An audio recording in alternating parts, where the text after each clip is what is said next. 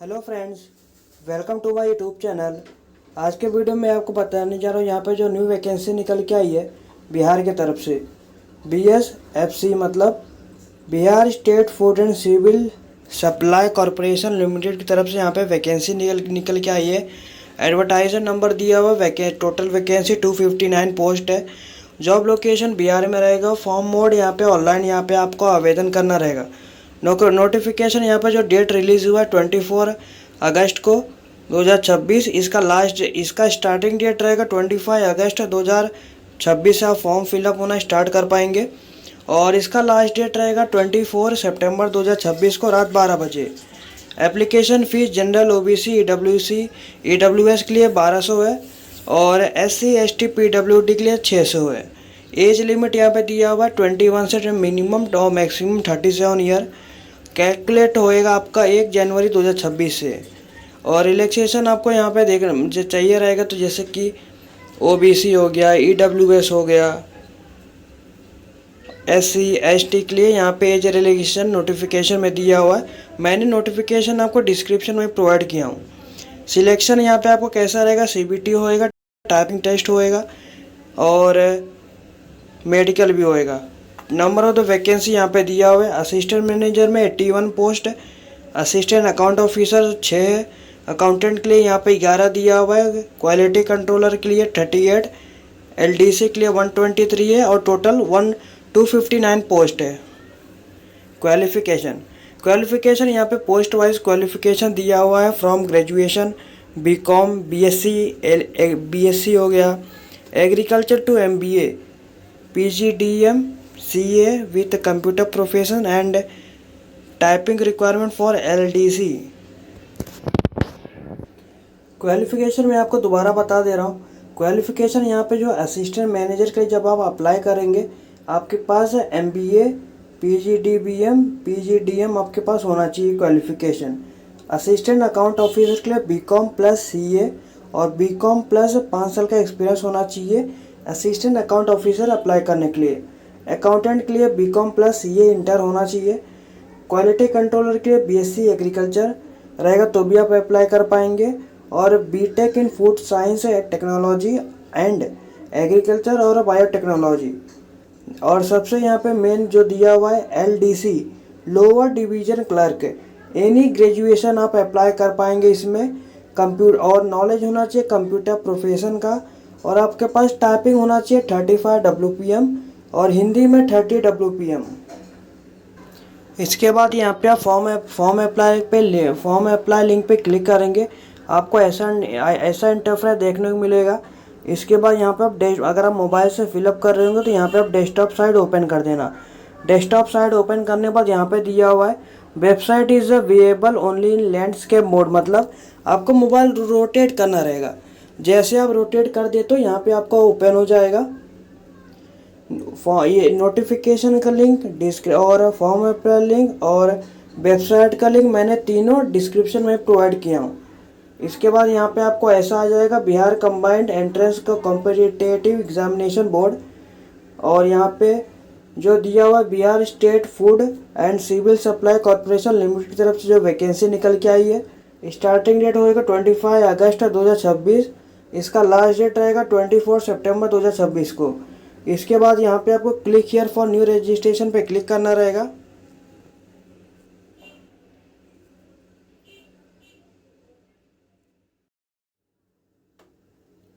अगर आपके मोबाइल में यहाँ पे डिवाइस में सपोर्ट नहीं रहेगा तो यहाँ पे आपको लैपटॉप में करना रहेगा।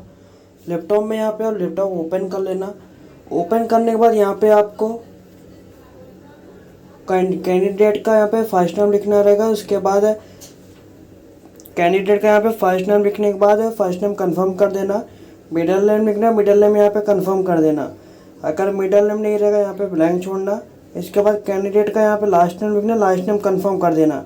इसके बाद यहाँ पे कैंडिडेट का फुल नेम लिख के पूरा आ जाएगा। नेक्स्ट यहाँ पे आपको मोबाइल नंबर फिलअप करना रहेगा, मोबाइल नंबर कंफर्म कर देना। मोबाइल नंबर यहाँ पे आपको कंफर्म करने के बाद कोई अल्टरनेटेड मोबाइल नंबर यहाँ पे आप फिलअप कर देना। इसके बाद ईमेल आईडी फिलअप करना, ईमेल आईडी कंफर्म कर देना यहाँ पे। इसके बाद यहाँ पे कैप्चा फिलअप करना, कैप्चा फिलअप करने के बाद यहाँ पे नेक्स्ट पे क्लिक करना रहेगा। नेक्स्ट पे क्लिक करने के बाद यहाँ पे आपको ऐसा इंटरफेस आएगा। Are you sure the data enter correct, आपने जो इन्फॉर्मेशन फिलअप किया है सब सही है। आप कुछ भी गलती हो रहेगा आप अच्छे से उसकी करेक्शन कर लेना, बाद में आप चाहोगे तो भी आप करेक्शन नहीं कर पाओगे। अगर सब कुछ सही रहेगा तो ओके पे क्लिक करना। ओके पे क्लिक करने के बाद यहाँ पे आपको रजिस्ट्रेशन आईडी और पासवर्ड यहाँ पे आपको देखने को मिलेगा। इसके बाद यहाँ पे आपको कंटिन्यू पे क्लिक करना। कंटिन्यू पे क्लिक करने के बाद यहाँ पे आपको अपडेट पासवर्ड, यहाँ पे आपने जो पासवर्ड आपको रजिस्ट्रेशन आईडी पासवर्ड यहाँ पे आपको देखने को मिला है, यहाँ पे अपना पासवर्ड फिलअप करना और यहाँ पे नया पासवर्ड बना लेना। नया पासवर्ड आपको इस प्रकार का बना लेना, मिनिमम 8 डिजिट, बड़ा है छोटा है नंबर स्पेशल कैरेक्टर, आपको इसी 4 डिजिट से मतलब 8 डिजिट का बना लेना। कंफर्म पासवर्ड कर देना, कैप्चा पे फिलअप करना और अपडेट पे क्लिक करना। अपडेट पे क्लिक करने के बाद यहाँ पे आपको सक्सेसफुली आपका पासवर्ड ये रीसेट हो जाएगा। नेक्स्ट यहाँ पे आपको प्रोसीड पे क्लिक करना रहेगा, क्लिक हियर टू प्रोसीड। यहाँ पे कैंडिडेट का पहला प्रोफाइल कंप्लीट हो जाएगा, आपका सब डिटेल बेसिक डिटेल आपको देखने को मिलेगा। इसके बाद यहाँ पे आपको नेक्स्ट पे क्लिक करना रहेगा। नेक्स्ट पे क्लिक करने के बाद यहाँ पे आपको पोस्ट नेम सिलेक्ट कर लेना। पोस्ट नेम सिलेक्ट करने के बाद यहाँ पे आपको assistant manager, assistant account officer हो गया, अकाउंटेंट हो गया, क्वालिटी कंट्रोल हो गया, लोअर डिवीजन क्लर्क हो गया, जो भी आपके पास अवेलेबल क्वालिफिकेशन रहेगा वो यहाँ पे सिलेक्ट कर लेना। सिलेक्ट करने के बाद यहाँ पे आपको do you feel the education eligibility for the post, yes पे क्लिक करना और एजुकेशन एलिजिबिलिटी यहाँ पे क्वालिफिकेशन सिलेक्ट कर देना।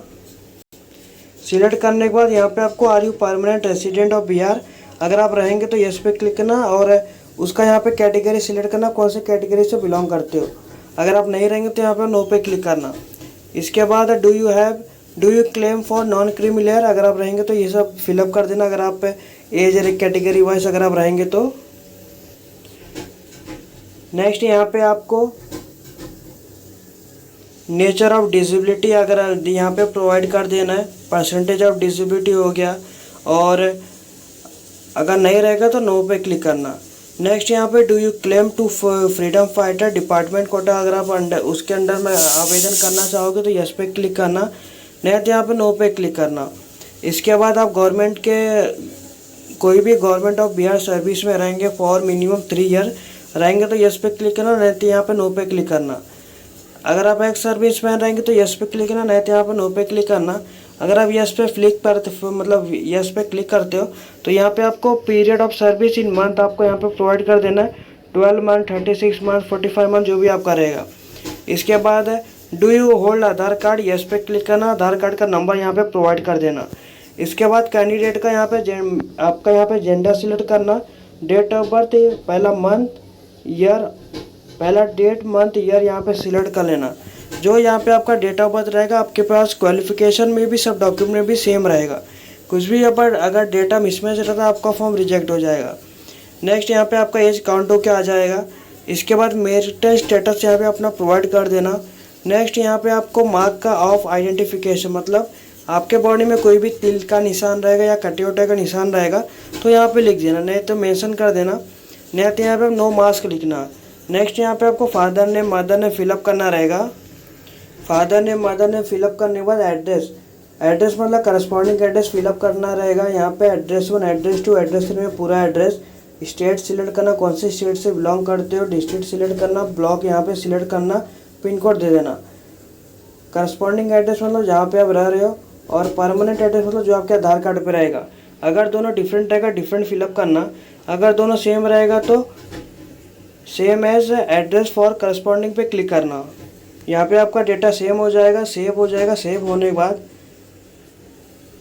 यहाँ पे आपको पेमेंट देखने को मिलेगा। इसके बाद वैलिडिटी और डिटेल पे क्लिक करना। इसका ये बेनिफिट है, अगर फॉर्म कुछ भी यहाँ पे गलती हुआ रहेगा यहाँ पे आपका रेड कलर का आ जाएगा, आप उसे करेक्शन कर लेना। और सेकंड यहाँ पे अगर सर्वर डाउन हो गया आपका फॉर्म इधर से स्टार्ट हो जाएगा फिलअप होना। इसके बाद यहाँ पे आपको नेक्स्ट पे क्लिक करना रहेगा। इसके बाद यहाँ पे आपका वेरीफाई सक्सेसफुली लिख के आएगा। नेक्स्ट यहाँ पे आपको क्वालिफिकेशन यहाँ पे आपको दे देना है। यहाँ पे एग्ज़ाम पास हो गया, स्ट्रीम कौन सा रहेगा, स्कूल कॉलेज नेम, यहाँ पे जो स्कूल कॉलेज नेम दिया हुआ है तीनों में से कोई भी एक आप प्रोवाइड कर सकते हो। बोर्ड नेम देना रहेगा, ईयर ऑफ पासिंग हो गया, परसेंटेज हो गया, मार्क हो गया। और मैं बता दे रहा हूँ एग्जांपल, आप यहाँ पे 10th का यहाँ पे सिलेक्ट किए, स्ट्रीम और सब्जेक्ट यहाँ पे सिलेक्ट किए। यहाँ पे आपको कैंडिडेट का स्कूल का नाम, कॉलेज या नेम, यहाँ पे आप स्कूल, यहाँ पे जो मैंने मेरा सब्जेक्ट लिखा हुआ है वहाँ पे आपको स्कूल का नेम आपको प्रोवाइड कर देना है। जो भी आपका स्कूल रहेगा, बोर्ड कौन सा रहेगा, आप ये प्रोवाइड करना है। ईयर ऑफ पासिंग, कभी आपने पास किए रहेंगे 10th, वो देना रहेगा। और परसेंटेज में यहाँ पे आप एग्रीगेट मार्क और सीजीपी, अगर दोनों में से आप मार्कशीट में जो भी, अगर आप एग्रीगेट मार्क रहेगा तो ये सिलेक्ट करना, अगर सीजीपी में रहेगा वो आप सिलेक्ट कर लेना, आपके मार्कशीट पर लिखा रहेगा। मार्क ऑफ 10 मतलब आपको कितना मार्क्स मिला, मैक्सिमम मार्क मतलब कितने मार्क का था पेपर। और ओवरऑल परसेंटेज पे क्लिक करेंगे, यहाँ पे आपका परसेंटेज आ जाएगा। इसी तरह यहाँ पे आपका 12th का हो गया। यहाँ पे आप स्कूल नेम, बोर्ड नेम और passing year, percentage, mark of 10, maximum mark, percentage ये दे देना। अप्लाई करने से पहले आपको एक बार नोटिफिकेशन देख लेना है, उसके लिए क्या क्वालिफिकेशन उसके लिए चाहिए रहेगा। नेक्स्ट यहाँ पे आपको ग्रेजुएशन का भी फिलअप कर देना रहेगा, और भी क्वालिफिकेशन रहेगा आप फिलअप कर सकते हो। इसके बाद वैलिडिटी और डिटेल पे क्लिक करना, उसके बाद नेक्स्ट पे क्लिक करना। इसके बाद यहाँ पे अगर कोई भी एक्सपीरियंस रहेगा, यहाँ पे आपको एक्सपीरियंस यहाँ पे फिलअप करना, नहीं तो यहाँ पे नेक्स्ट पे क्लिक करना। अगर किधर भी काम करते रहेंगे वो आप फिलअप कर देना वो एक्सपीरियंस में, नहीं तो यहाँ पे नेक्स्ट पे क्लिक करना।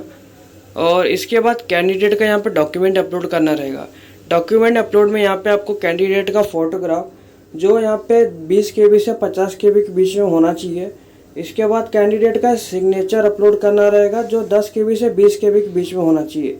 इसके बाद scan copy of candidate marksheet, 10th का मार्कशीट आपको अपलोड करना रहेगा, और 12th का मार्कशीट अपलोड करना रहेगा। ग्रेजुएशन का जो भी आपके पास क्वालिफिकेशन रहेगा वो सब यहाँ पे आपको अपलोड करना रहेगा। स्टेप बाय स्टेप मैं आपको बताऊंगा कैसे आप यहाँ पे ये सब रिसाइज कर सकते हो। स्टेप बाय स्टेप आप प्रोसीजर फॉलो करेंगे, आपका यहाँ सारे डॉक्यूमेंट यहाँ पे अपलोड हो जाएंगे। अपलोड होने के बाद यहाँ पे जो सिक्योरिटी कोड, पहले आपको इसका मैं डायमेंशन बता दे रहा हूँ सबका।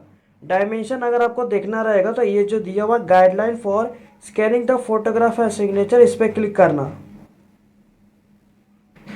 क्लिक करने के बाद यहाँ पे जो फोटोग्राफ इमेज दिया हुआ है, यहाँ पे आपका रिसेंट साइज फोटोग्राफ होना चाहिए। इसके बाद इसका जो डायमेंशन दिया हुआ है 200 विड्थ रहेगा, हाइट इसका 230 रहेगा पिक्सल में। 20 KB से 50 KB के बीच में आपका ये इसका डायमेंशन दिया हुआ है। ये आपका वाइट बैकग्राउंड में होना चाहिए, यहाँ पे दिया हुआ वाइट बैकग्राउंड में होना चाहिए, और रिसेंट साइज फोटोग्राफ होना चाहिए, ज़्यादा पुराना फ़ोटो नहीं होना चाहिए। ये डायमेंशन दिया हुआ पिक्सल में।